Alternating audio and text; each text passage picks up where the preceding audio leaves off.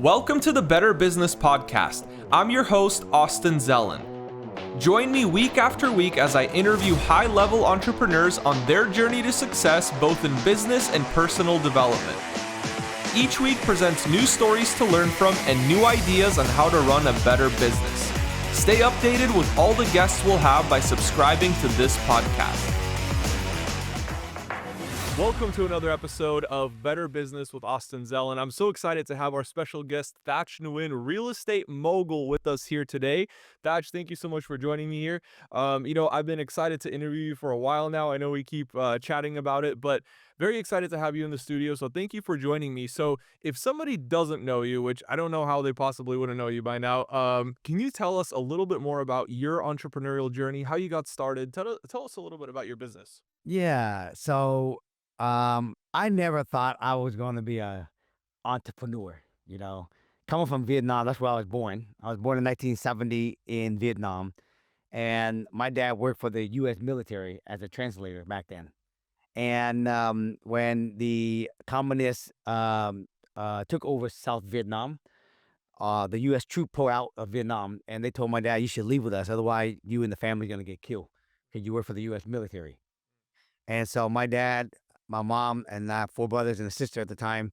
I was 5 years old, and it was 1975, and we evacuated Vietnam with the U.S. troops, and we left out of there next year in April will be the 50-year anniversary of the collapse of Vietnam, and we left out of the last plane with the U.S. troop, and we landed in San Diego. We lived there in the homeless shelter there for a few months, and we got shipped up to Tacoma, Washington. And we lived in the shelter there, and then we got sponsored to go live with a family in Tacoma. And, I grew up in this area called Rainier Valley, and which is over here in Seattle. And I was just going to school regular, and then I graduated from high school in 88, and I went to college, and I followed my two older brother's footsteps on fiction. One of my older brother is in the pilot aviation airplane. My other one is a mechanic for Boeing right now. So I followed their footsteps. I got into the aviation business, and now I graduated from college in 91. I wasn't inspired. I really want to do something different. And one of my friends said, "You should consider doing real estate because I think you'd be good at it. You have a good mouthpiece. I think you have good personality. You can do it," right? And I was 21 years old, and I was like, "Okay, that sounds good." So I went and got my real estate license. That's how I started. Like a broker's license? Like a broker's license. Okay. 1991, 21 years old. I was the youngest agent ever hired in Washington, and I started as a real estate agent. And I had no thought about owning real estate. I was just trying to find a job to make some money. Yeah. And so real estate brokering was the thing, and I just started being a real estate broker in 1991, and I slowly worked my way up selling real estate. And then basically 4 or 5 years into the game, I met some real estate teachers and mentor, and they said, "You want to be rich? Keep selling real estate. But if you really want to be wealthy, you got to own the real estate." And that's how I got into the investing game after that. Wow. Yeah. Interesting. Yeah. So how many years did you basically act as a broker before you bought your first property? I started as a real estate agent in 1991. And then 1997 is when I bought my first house. Okay. And then I kept selling real estate because I used that real estate commission as my fuel to feed the down payment for my rental. Yeah. And so today I still have a team that's help people buy into real estate. And I still buy, develop, build single family, multi-family apartment building today. And most of the stuff I built and buy, I keep owning for rentals. Yeah. So I've been doing it since 91 all the way to now. Haven't stopped. Wow, that's awesome.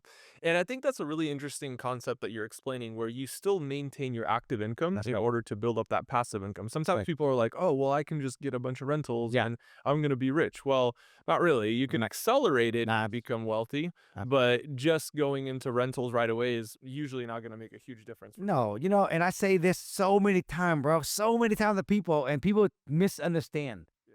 We're not trying to replace passive income with active income at the beginning. Yeah. Because if you're making $1 million a year in active income, it's going to take you a while to get $1 million in passive income. But if you want to get to $1 million passive income fast, find more ways to make active income. Yeah. Because the more active income you make, the faster you can buy real estate. The more Exactly. active income you make, the faster you can pay them down, and the faster you can replace it. Yeah, yeah, yeah. So I tell people, don't quit. Use this to fuel the rental game. Mhm. Yeah. So what's your guideline as far as like rental properties, like as far as a down payment goes? Yeah. I know some people try to do the very minimal, like 2.5% down, Right. but what's your recommendation? If somebody came in and saw me today and they're brand new, they're young, Mhm. right? And they have a good, decent job. I got a lot of students that I do right now that work for Amazon, for example, right? And Mhm. a big tech company. Yeah. They don't own a house. I say to them, right? Depend where they live, right? I use Seattle, for example, since we're both here from Seattle. Yeah. I know the type of property in Seattle to buy.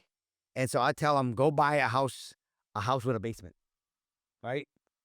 Put 3.5% or 5% down, because that's your first time home buyer minimum. Mhm.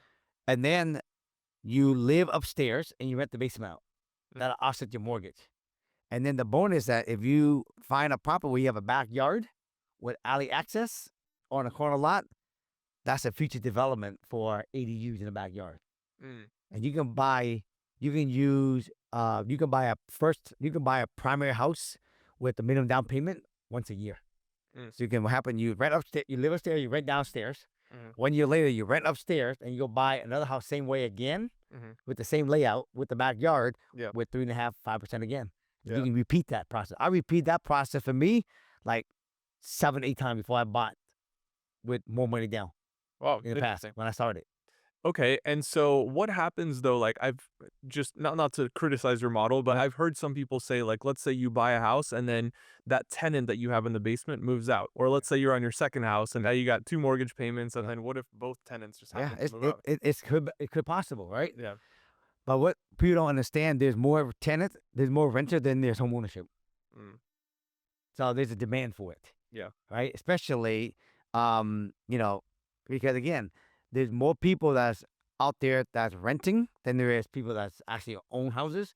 So, and you live in a city like Seattle or any big metropolitan city, Yeah. there's always a demand for rental.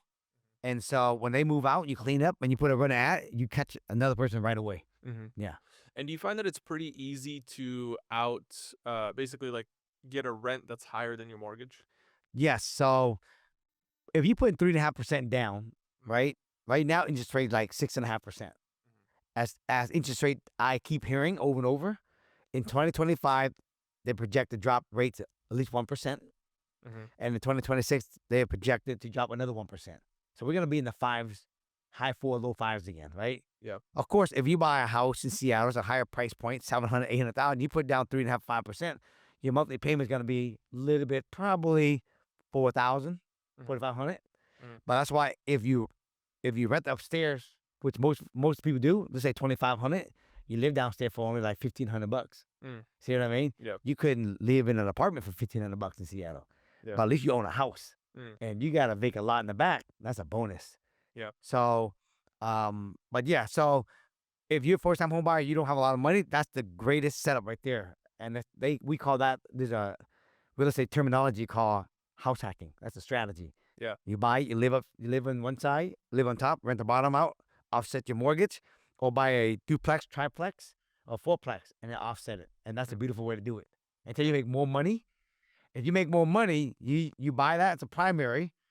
And if you make more money, if instead of waiting 1 year to scale this, you buy another property with 20% down. Mm. Right? And then 1 year later, you trade this house into a rental and you go buy another one 5% down again. Mm. See? And you just scale it like that. Yeah, Yeah. definitely. So you mentioned something very interesting where if the backyard is big enough, it has alleyway access and it's a corner lot, Yeah. you can build potentially an additional unit. That's right. So right now, ADU Mm-hmm. stand for accessory dwelling unit. Mm-hmm.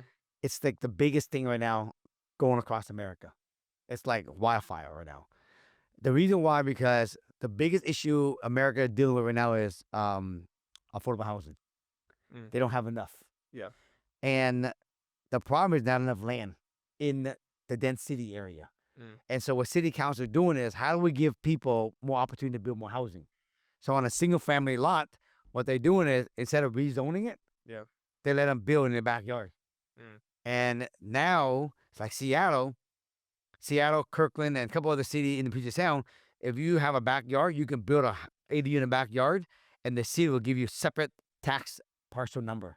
So you can have two individual houses on a 5,000 square foot lot, and you can sell them off separately, like two individual houses. interesting. And that right there is the game changer. Now, what's happening is all the city councils across America, they've been meeting with Seattle people to try to duplicate this in their own city now. Okay. Yeah. So maybe like, well, first of all, got a lot of questions for Yep. you. What's the minimum square footage that they need for that? So if you have a lot that's 5,000 square feet minimum, you can make it happen. But a lot of Okay. the house sits towards the front, Okay. and then you have the backyard. Yeah, yeah, yeah. And right now, Seattle, they allow you to build a up to 1,000 square foot 2-story ADU. But Okay. by the summer next year, they raising it to 1,500 square feet now. That's a Interesting. game changer. Yeah, yeah, yeah, that's awesome. Yeah. Okay, cool. So minimum 5,000 square feet. Currently, up to 1,000 square foot house can be built, but potentially 1,500 in the future. Yeah. And so that house, though, you're not having to pay anything extra as far as like property taxes, or Nope. They is it separate? they both of them have their own everything. It'd be like Okay. house A will have their own they pay property tax. They Yeah. they share it. Let's say Okay. property taxes. I'm making it So it up, would be right? split. Split. Yep. Okay, gotcha, gotcha. Uh, Everybody have their own sewer line. They have their own utilities. Mm-hmm. What's the amazing thing is that it costs us about $350,000 to build one of these ADU in the backyard. And in Seattle right now, they're worth about $800,000. Oh, wow. So you double in value instantly when you're done. Oh. It takes about 5 months to get permits and about 6 months to build it. So within 1 year, you can get permit and build it, and you build it the land's free in the back, Mm-hmm. right? Because it came with the house. Yeah. You put 350 into building it, but it's worth 800 when it's done. So you double in value that Wow. quick in 1 year. That's why it's a That's game changer. Yeah, yeah, yeah. That's a huge. Huge. Yeah, that's awesome. Yeah. So maybe then the opportunity, like, how hard is it to find these in Seattle? And they're everywhere, bro. Really? Yeah. It's Okay. everywhere. Because Do you think? the good thing about Seattle is an older city. There's Yeah. a lot of homes that's older. It's Mhm. always been Seattle, just so you know, most lot in Seattle is 50 by 100 feet deep. Mm. And most of the time they build them in the front. Mhm. So they're all over the place. Yeah, yeah, yeah. Yeah. Interesting. Okay, and so would there be more opportunity in another city, do you think, where it's not so popular yet? Yes. So right now, one of my students just texted me this morning and they said that Atlanta just got approved for ADUs. Mm. New York got approved. Boston got approved. Orlando got approved. Tampa got approved. So you know, Tampa right now, St. Petersburg, Yep. they allow ADU over there now. Oh, wow. Yep. Denver just got approved. Arizona got approved. Portland got approved. Las Vegas got approved. So everybody's getting approved right now. Wow. And it usually the land is usually scarcity when it's closer in city. Mhm. You know what I mean? Like if right now we go way out to like Black Diamond, Auburn, there's land everywhere. So ADU doesn't live out there. Yeah. ADU live when you get closer into the city. That makes sense? So that's why all the dense area, a big population area, Yeah. ADU is here now. Mm. Chicago too have it too now. They got approved recently. Yeah, yeah, It's crazy, bro. It's Oh. the new thing. yeah. Yeah. That sounds like an amazing opportunity. Yeah. So you basically teach people how to do this. Yep. Okay, cool. Yep. And so do you help them throughout this process, or you just kind of give them the information and they run with it? Or? Yep. I give them all the information. Yeah. I give them all the information, how to do it. Then I give them all the information, right? The type of team they need to put together.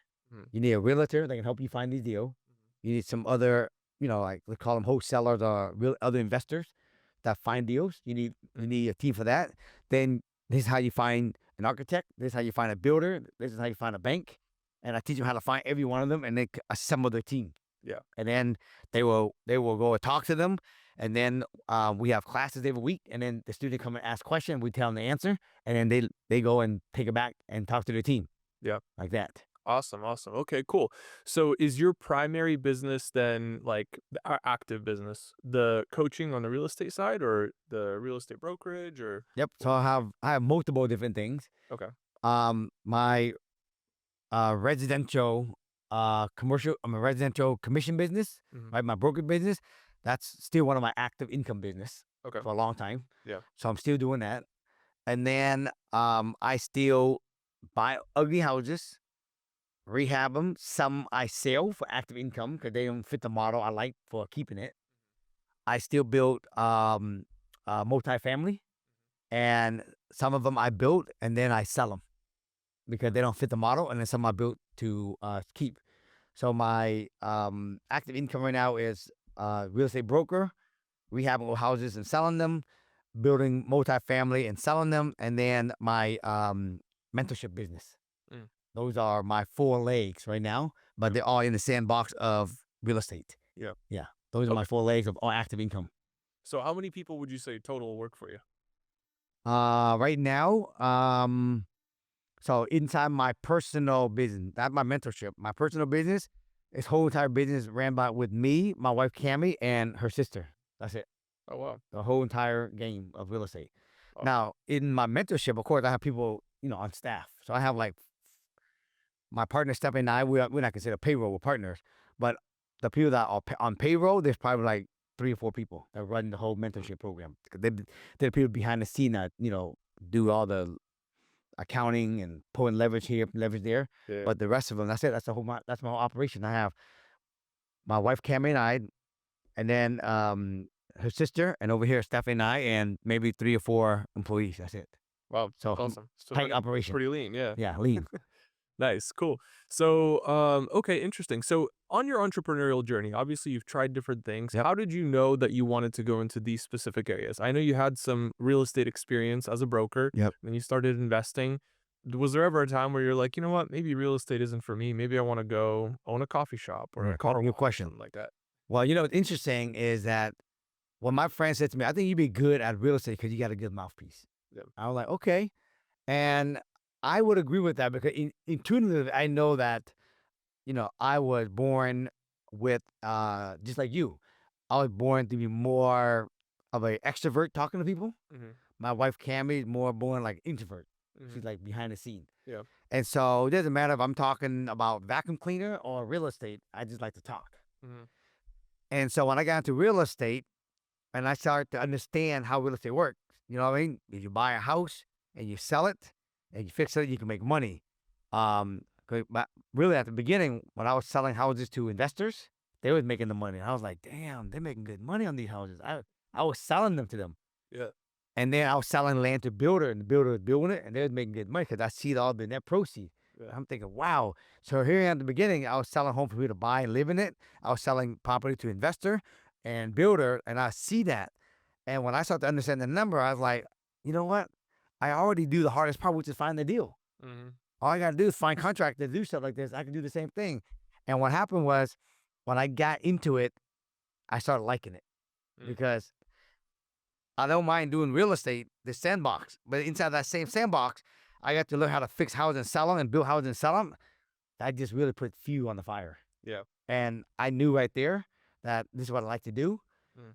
And when I was coming up, I was very impatient. I want to make more money, right? And I was trying to like open a car dealership. Interesting. And because I like cars, right? Yeah. Did it work? No, I didn't know nothing about cars, bro. So I wasted so much time and money on that, and it just fell apart. And then a bunch of other dumb things, right? And none of them worked. And I realized that real estate, because I know real estate, Yeah. and that's a tip I'll tell people: do things that you're passionate about because you spend the time knowing about it, right? Yeah. And there's difference between passion for cars and passion for running a car dealership, Mm-hmm. right? Yeah. I have a passion to develop and build real estate and a passion to scale the business. And then the coaching business, it just accidentally failed because someone like my friend, let's say you call and say, that's how you do that. And I tell you, and you went and told your friend, and your friend said, hey man, you help Austin do this, help me. And I tell you, next thing I knew, one person after another. And all of a sudden, one day, I had like 200 people that wanted to like have me help them. Wow. But I couldn't do it one by one. So I had to create a system where I can talk to somebody and have the same message go out to one person or 200 people. Yeah. And then that's when the mentorship came in, like 4 or 5 years ago.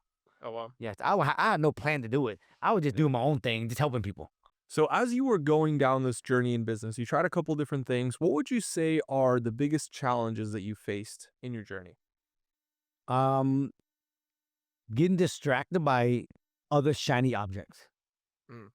As an entrepreneur, we think the more business we get involved in, the more money we make. I realized today, I don't know about you, bro, it seemed like everybody thinking dream big is about going wide. And now I tried everything. I even tried, bro. on investing in building hotel with casino. Oh wow. And I realize now, after everything I've done, I realize that today my niche is helping people buy real estate. Mm-hmm. But if I'm going to invest in anything, I invest in houses with ADU in Seattle, Mm-hmm. multifamily, and apartment buildings. And instead of trying to do everything, I take those three things and I do a lot of it, go Mm-hmm. deep. Go really deep. So dreaming big isn't, about going wide, but it's about going deep. And I learned this because, like that casino thing. Yeah. So my friend, Bob, knew a friend named David, and that David guy knew this guy in Costa Rica. And that guy in Costa Rica was involved in the San Jose or Costa Rica resort in Costa Rica. It had the casino in it, and they have a piece of land next to it, and they wanted to build a second phase to it.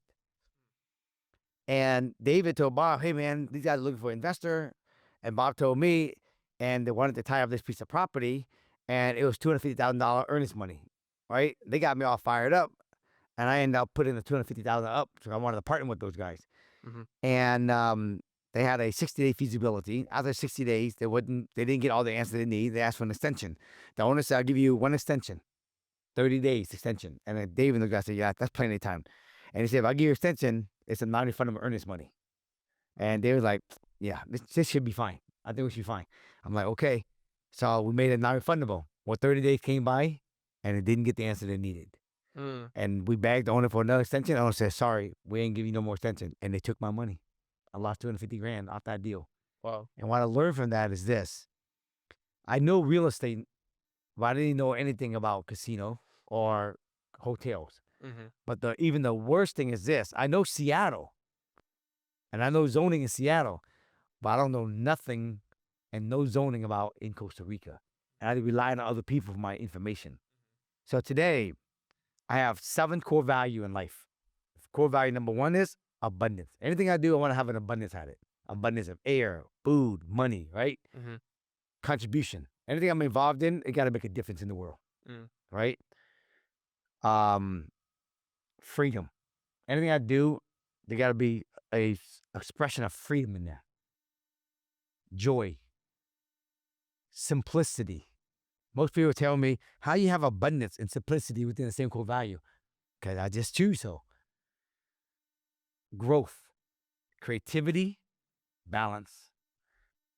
If I get involved with anything, a project, partnership, and anytime someone presents or something, I look at that and I put it against my compass. Mm-hmm. And if it lines up, then I do it. Yep. If we don't line up, I don't do it. And what's crazy is that I get presented so many opportunity, projects and people and partnership, and I would say probably 8 out of 10 of them, they never line for me. Mm-hmm. And that's how I came up with my core value, because of all those life mistakes. Yeah. Yeah. Yeah, no, I think that's a really, really great principle. And especially like as you become more and more successful, it's really just learning what to say no to, not learning what to say yes to. I tell you, man, I'm glad you brought that up. Dreaming big is about knowing how to say no more than saying yes. Mm. Exactly. I love Right? that. Because people think dreaming big is about saying yes to everything. But dreaming big is about knowing what it is you want and then say no to it. And that takes mastery to say no, because that takes discipline to not trying to chase after every shiny object. Mm-hmm. Yeah. And just going deep on that one thing that you're really good at, Yeah. and mastering it. I mean, even if you look at like something, not a business, but like social media or Yeah. content. Like, Yes. if you look at all the biggest creators, they're not posting a million different types of content. Oh, They're really, really good at one type of content, and that's exactly what they do. They've mastered it. that's it, And dog. it's like more effort into quality than quantity. That's it. Yeah. That's it. Think about some of those social media people you're talking about. Even if they did 3 different things, they would dilute the brand that fast on social media. Mm-hmm. And that's the problem with people out here, entrepreneur. They try to do too many things, and they dilute their focus, they dilute their energy, and they dilute their brand. Mm-hmm. And anybody want to deal with you, they don't even know what you're about. Yeah, exactly. Like, what do you even do? Yeah, exactly. Yeah. Cool. So the next thing I wanted to talk about is different strategies that you've used to grow your business. Yes. Well, when I started, it was guerrilla marketing. Mhm. I started real estate door knocking 100 doors a day, Wow. 5 days a week for 10 years straight in Seattle. The rain, the sun, the snow, I didn't miss a day. Wow. And that's how I got. Because when I started, it was all about making contacts and get listings. Because the key in real estate is about getting listings. Yeah. And the only way you're going to get a listing, you got to go to the owner's house, door knock them, or you call them. But if you really want more yes and less no, door knock them versus cold calling them. Mm-hmm. And so I had a goal to myself Monday through Friday at 9 o'clock sharp. I would get in my car. I drive out to where I last, door knock, and I would door knock 100 doors. And if they're home, I give them a flyer. I talk to them. If they're not home, I leave a flyer. So I make 100 flyers. So as long as I pass all 100 out, I knew I hit 100 doors. And I did that every day, bro. And that was my way of marketing back then. But that was already advanced back then because nobody knocks on the door. As a realtor, you sit around waiting for your friend to call you. Yeah. So I was doing that. And then what happened was I started taking listings, let's say in certain area. Then I follow up with postcards.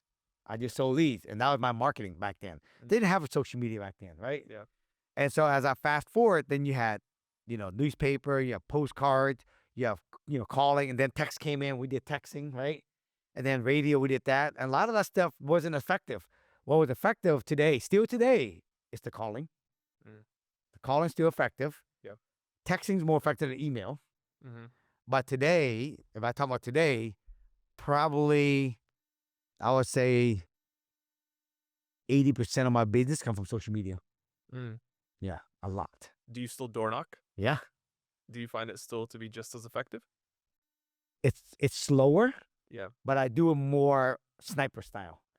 Meaning I have a list of property that I know that I already researched, and I know that house is need a lot of work. And it has backyard. Oh, gotcha. So back then I was door knocking hundreds of doors a day. Just random doors. That's it. Now the specific. So what happened is that I call them or I go and knock on them. I'm in the area. So I'm more strategic. Yeah. But the bulk of my marketing today is all through social media on all 6 of my platforms. Yeah. Yeah. Awesome. Cool. So, as we've gone through this last year, you could argue we're in a recession or not a recession or whatever you want to call it. It's a mess. And so in uncertain times like this, how do you approach decision making? Man, that's good. So the first thing is, for me, I'll tell you what I've done in the last few months. Of course, in the last few years, interest rates gone up. I can't control that. Yeah. A's gone up, can't control that. Gasoline goes up, I can't control that. You know what I mean? But what I do know is this. I can't control the outside world, but I know damn thing I can control the inside world. I can control my own thoughts. I can control my own thinking. I can control my own destiny. I just can't let the outside world affect me. Now, even though rates gone up, everything, there's still ways to make money. But I just can't blame the outside world for my failure. I got to take responsibility, and I got to actually start taking ownership, and I got to say to myself, what do I want? What's my focus? Right? So in my business, I have many different things that I do. And so I focus, all right, so I need, so many contracts a day. Yeah. And I ask myself, how are there other ways I can get more contract? And really, in the last year or so, I would say to you, I had to talk to more people to get the same number of contracts than what it was back then. So for me today, I got to still keep to my social media, my marketing, but I just got to know I got to talk to more people. But then also, just I tell my team, we got to talk to more people right now if we want the same contract. We got to actually pre-qualify people even more now than ever. We got to make sure we ask all the questions, right? And we got to work a little longer hours to get the same number of contracts. If we could just even do the same as we did last year, we still doing good, where most people right now are literally dying. So that's what I realized for me is you got to take responsibility, stop blaming the external world, and take responsibility and start controlling your inside world. That's very true. I mean, most people, what they're doing in an economy like this, they're just like, oh, well, yeah, like, well, just a bad year, you know, but I really love your mindset about it, where you're just like, no, it's my responsibility. I'm going to take action. I'm going to do the extra work, and I'm going to make sure that it's not a bad year for me. I tell you this, bro. I've been in real estate since 1990, and it's 2025, so it's been almost, what's that, 35 years? Yeah. Since I started in 1990, a house was like 80 grand. And I was living at my mom and dad's house with literally no money. Okay. 1990, the house was 80 grand. Today, the average home in Seattle is 950,000. Mm. I had no money back then, right? And had no real estate. Today, I have $100 million worth of real estate today. Since 1990 till now, we had 4 or 5 different presidents in the office. Mhm. Some were Republican, some were Democrat. And no matter who was in office, no matter what the market was doing, I still made more money every year from 1990 all the way to 2005, and never had a year where I went less than a year. Wow, that's amazing. That should show you, take responsibility for your own action and your own thoughts. Wow, that's amazing. So what did you do? Like, I mean, in this year, it's a little bit more work, it's a little bit longer hours. What were you doing in the other years that you could have slumped in income, but instead you grew? What did you do differently? Yeah. So, for example, like, when I was selling real estate, I was making money, right? Yep. And when time was slow, I couldn't rely on people to buy and sell real estate. So what I do, I actually go out there and find houses. I can fix them up and flip them and make my own money. Okay. See? You got Something creative. like that. I Yeah, got creative with it. yeah. See? And I don't need to do a whole bunch of them. Yeah. Right? If I was making $1 million selling real estate, right, and I need to do 100 transactions, and I was doing 100 transactions to make $1 million a year as a broker. Mhm. And when I flip a house, I can make like $150,000. So if my business was off, let's call it 250,000. If I just flip 3 houses, I make it up Mhm. in 1 year, Yeah. like that. Awesome. Okay, cool. Alrighty. So another thing I wanted to talk about is like industry trends. So there's all these different things that are coming out, AI, new technology, all these different things. How do you keep up with all those trends with your business? Oh man, that's good, dude. Um, right now, um, the thing that right now we're keeping up with right now is the social media. Right now, we're on Instagram, we're on TikTok, we're on Facebook, we're on LinkedIn, we're on YouTube Long and YouTube Shorts, right? And so I recently, for example, hired this guy who was the social media guy for Mr. Beast. Mm. And he had a course recently, and he taught people how to actually make their content better. Mhm. And we hired him to coach us. Yep. Because just like Gary Vee, those guys say, social media right now ain't going away.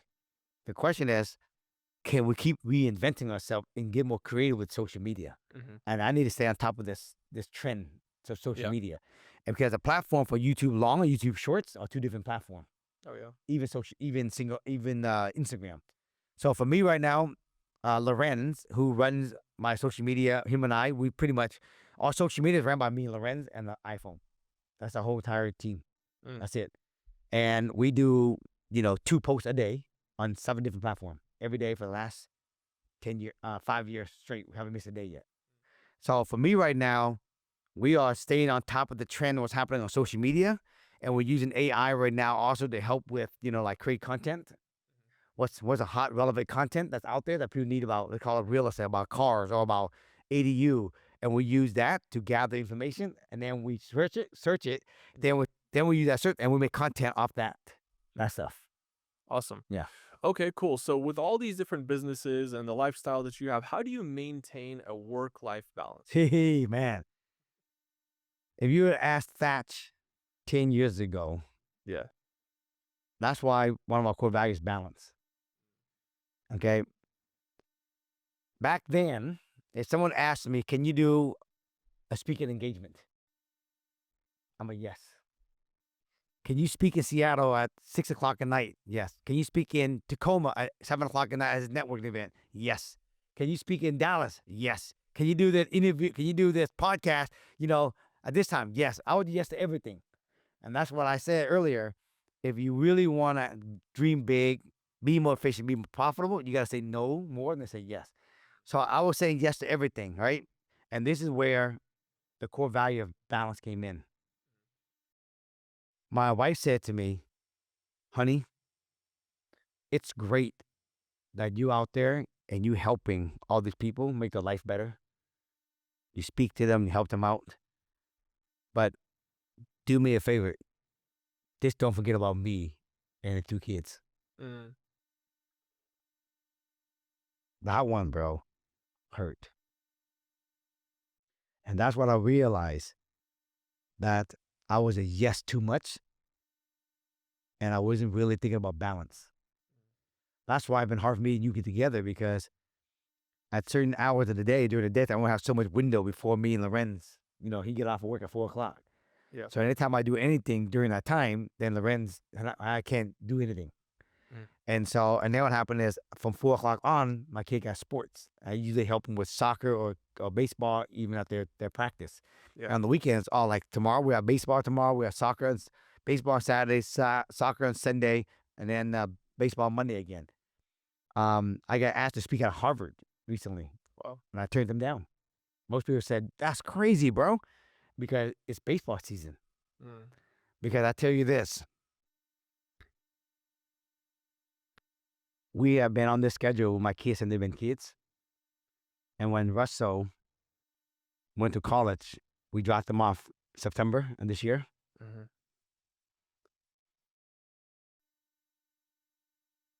He loved FaceTiming us every day. Let's talk to us. Wow. That's amazing. I know kids that graduate him that live on Mercer Island. They don't even want to come home for Thanksgiving, bro. Wow. So that's to show you that their parents is rich too, but how their parents raised them, they don't want nothing to do with it. Mm. So this is why when I tell people, when I mean balance, I'm not talking about equally balanced. I'm saying prioritize. Gandhi said it well. Your action express your priority. Mm. And so that's how one of the core value became balance in me, because I need to actually learn how to prioritize my work time and my personal time, my kid time. And I just schedule everything. And most of the time, I got to say, I mean, like, in the last 2 days, I got asked to speak at 4 different places. And I said no to everybody. Mm. Yeah. So that's how I prioritize it. Say no. Yeah. Because I'm clear my priority. That's how. Yeah. That's awesome. That's really powerful. So are you just kind of like time blocking then, certain hours of the day where you're working, certain hours with families, stuff That's like right. that? Pretty much after 4 o'clock is family time for me. Mm. Right? Like last night or the night before, one of my good friend has a real estate company, and they begged me, bro, for months and months, can you come and speak to my real estate people? Mm. And it's in the evening time. And I don't like to speak in the evening time because I already work all day already. But they're good friends of mine, and I was like, okay, fine. So I do it.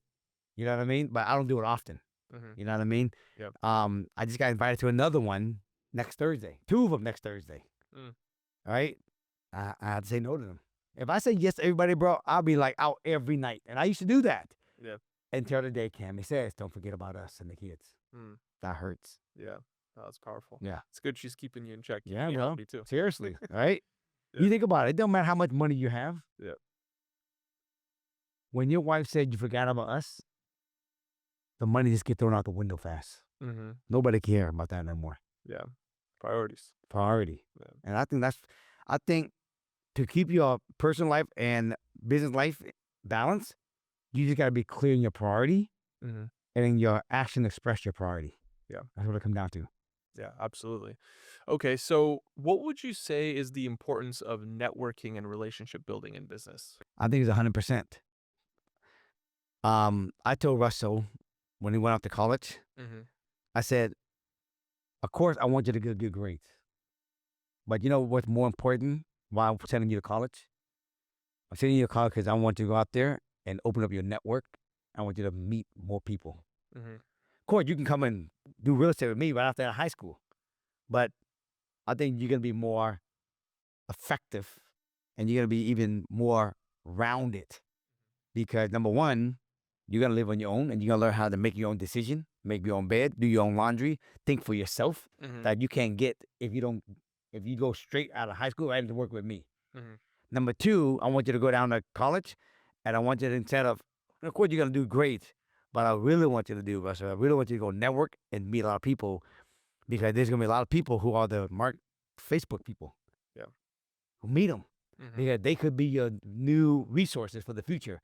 Yeah. So to me, People ask me, is it worth going to college? So that all these people, and I said to them, if you get the means, you want to go. Mhm. Just the networking alone Yeah. is worth the trip. Oh yeah, absolutely. I would say that's probably the best thing about college is like getting to meet all these people that you end up collaborating with in the I future. agree, bro. You never know. I know. So okay, cool. Now, one last question Yep. here. What are a couple financial management tips you'd like to share with everybody? Man, I just keep it so simple. If you're making a lot of active income, park that some of that active income into asset type of property like real estate, and then collect your passive income. Because if you don't park some of those active income into some kind of asset producing asset property like real estate, you're gonna pay Uncle Sam 50% of the money. Why? Why? You can take that money you would have paid Uncle Sam and just put it into real estate, and you could not even have to pay him, Mhm. right? Yep. So everybody, they don't realize you can be rich working 9 to 5, running an entrepreneur business, right? Flipping houses, building houses. But you only can be wealthy when you own real estate. Mhm. And the difference again, wealth is when you trade your money back for time. Rich is when you trade your time for money. At some point, all of us, you and me, we're gonna get to a point where we gotta get older. You're not gonna have the same endurance. You're gonna have different goals where you want to relax. You want to vacate in Monaco with the family, with the kids, hang out with them, or the grandkids at the time. Yeah. You don't want to put in that same type of grind that you was when you were young. So at that time, you want to trade money for time. But if you don't set yourself up, like Warren Buffett says, if you don't find out where to make money while you're asleep, you're gonna work till you're old and you're gonna die. Mm. And so the tip I will give everybody is that if you're making money, park some of that active income into real estate and set yourself up early to get that passive income. And you don't need a lot. If the average rent $3,000, if you had 5 houses, 15 grand a month. Mhm. And when you're debt free in the future, you have 15 grand, you got a set. But if you don't do it, one, you're paying all that money to Uncle Sam and you ain't got nothing for it anyways. Yeah. And number two, when you get older, if you don't have any kind of retirement or passive income gain, Yeah. you're going to be living what Warren Buffett says. You don't find a way to make money while you sleep, you're going to work till you're old and you die. And that sucks. And the only thing everybody wants at the end of the day, bro, is this. They all want to buy their time back. Yeah. And to get their freedom. Yeah. That's why they work so hard right now. Everybody. Because one day they want to retire so they can buy the time back. The opportunity, you're making good money, parking real estate, so you set yourself so you really know you can get your time back. Yeah. Definitely. Yeah. Cool. Well, if people want to connect with you, if they want to find you on social media, on the internet, what do they need to do? All you gotta do is Instagram, Facebook, everything, all those platforms. It's just my name, Thach Nguyen, right? Awesome. Find me on Instagram, and you'll find all the rest of the social media platform. Awesome. Awesome. Well, hey, thank you so much for joining me here today. Thank you guys for tuning in. Thach shared some amazing, amazing insights on how he was able to build his business, how he focused in on one thing and went super, super deep to really dream big on that one thing and become as successful as he is today. So thank you guys for tuning in. We'll see you all in the next episode. Peace.